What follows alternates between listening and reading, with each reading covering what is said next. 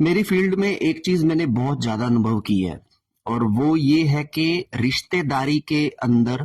तंत्र कर देना किसी के ऊपर। ये जो चीज है इतनी कॉमन हो चुकी है कि पंजाब, हरियाणा, उत्तर प्रदेश, दिल्ली के अंदर मैक्सिमम लोग जो प्रेत बाधाओं से, तंत्र से परेशान हैं,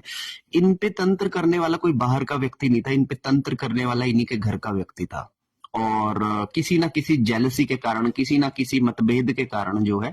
ये तंत्र बाधा सामने वाले व्यक्ति पर फेंक दी गई है। लेकिन अब मैं इसका एक दूसरा चीज बताता हूं इसके बारे में। पहली बात, जो व्यक्ति अपने या किसी दूसरे व्यक्ति के ऊपर तंत्र बाधा जैसी चीजें फेंकता है, ठीक है,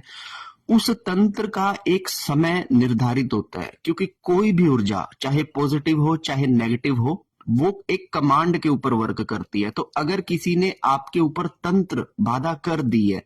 तो वो जो तंत्र बाधा की है उसके लिए पर्टिकुलर कोई तंत्र क्रिया की होगी, और जब कोई तंत्र क्रिया की होगी तो उसकी एक टाइमलाइन भी फिक्स होती है उस समय पे कि कितने समय के लिए ये तंत्र क्रिया आपको एक्टिवेटेड रहेगी, ठीक है। जिस समय पे आपकी वो तंत्र क्रिया का समय जो चला जाएगा, जो कि मैक्सिमम होता है 16 ईयर्स का, 16 साल के अंदर अगर आपके ऊपर कोई तंत्र क्रिया है तो 16 साल के अंदर अगर वो बार बार क्रिया ना की जाए तो 16 साल के अंदर आपका कोई भी तंत्र है वो ऑटोमेटिकली किसी तरीके से खत्म हो जाता है, ठीक है। जैसे फूल मुरझा जाते हैं, कोई भी फ्रूट होता है वो मुरझा जाता है, बूढ़ा हो जाता है, इसी तरह से तंत्र की भी एक एज होती है कि तंत्र की कोई भी क्रिया, एनी क्रिया, कोई मारण हो, कोई वशीकरण हो, किसी भी तरह का उच्चाटन हो, कुछ भी तंत्र क्रिया की हो,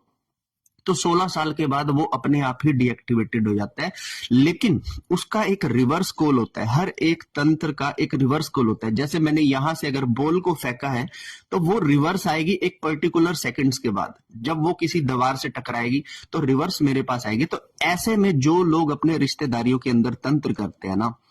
एक पर्टिकुलर टाइम के बाद वो तंत्र लौट कर दोबारा लगता है उस व्यक्ति पर जिसने ये तंत्र करवाया है। क्योंकि जो तांत्रिक है ना वो स्मार्ट प्ले करता है, वो कभी भी अपने कंधे पर रखकर बंदूक नहीं चलाता, वो आप ही के कंधे पर रखकर बंदूक चलाता है। तो आज अगर आपने तंत्र की किसी भी विद्या का सहारा किसी को परेशान करने के लिए ले लिया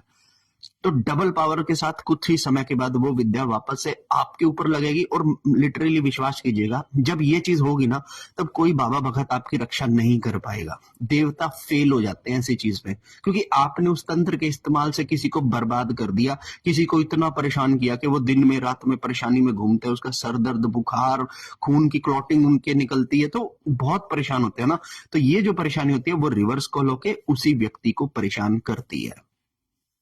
हर हर महादेव।